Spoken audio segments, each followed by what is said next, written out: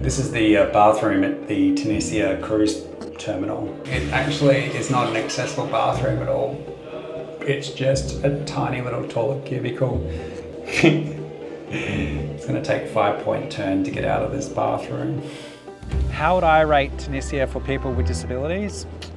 Well, we've arrived at the seaside town, city poolside, and I'm just looking out my window, and one thing I notice is that there is literally no curb cuts. So it's going to be wheeling on the road for me. The seaside town is probably the most popular beach area in northern Tunisia. It's busy. There are so many people everywhere. So we're about to get out. We're about to be dropped off by our driver, and then we're going to wheel around for half an hour and explore.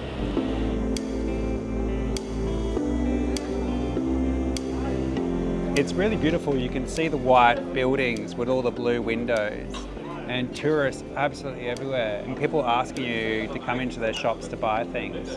But it's great if you don't mind the hill.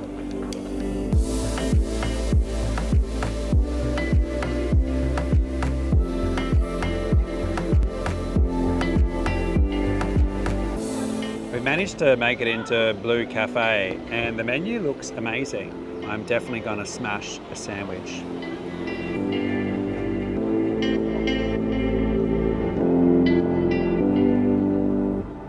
Just getting back into the van, then I noticed there's a heap of people waiting to get on their bus, standing out in the heat, and it is hot. It's probably like 35 to 40 degrees right now.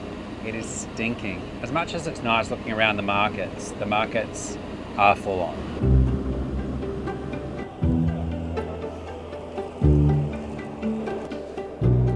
This is the bathroom at the Tunisia cruise terminal. It actually is not an accessible bathroom at all.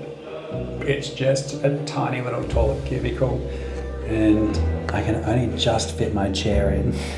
It's going to take a 5-point turn to get out of this bathroom. Well, I finished my Tunisian day adventure, and it's just after 1 o'clock. I'm back here ready to go on the boat again. What was it like getting around with a disability? Well, first of all, I just had to say that spending €250, 420 Australian dollars on a 4-hour tour, you would expect to have a van that's comfortable. The van did sound like it was about to break down at any time, and whenever he applied the brakes, you could tell the brakes were not in a healthy situation. Getting around the market was very, very difficult because the hills are steep, the footpaths are not great. It was also very difficult finding accessible bathrooms, and the bathrooms that I did found also very dirty.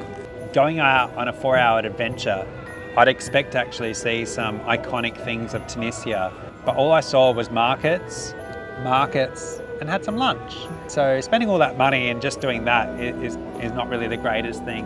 How would I rate Tunisia for people with disabilities? Well, 0 out of 5 stars. Unfortunately, Tunisia is not great in the northern part for getting around with a disability, and I definitely wouldn't recommend it for any wheelchair user unless you are brave and have a lot of help. Coming up. I have arrived in Palermo, and all I can think about when I think of this place is the White Lotus.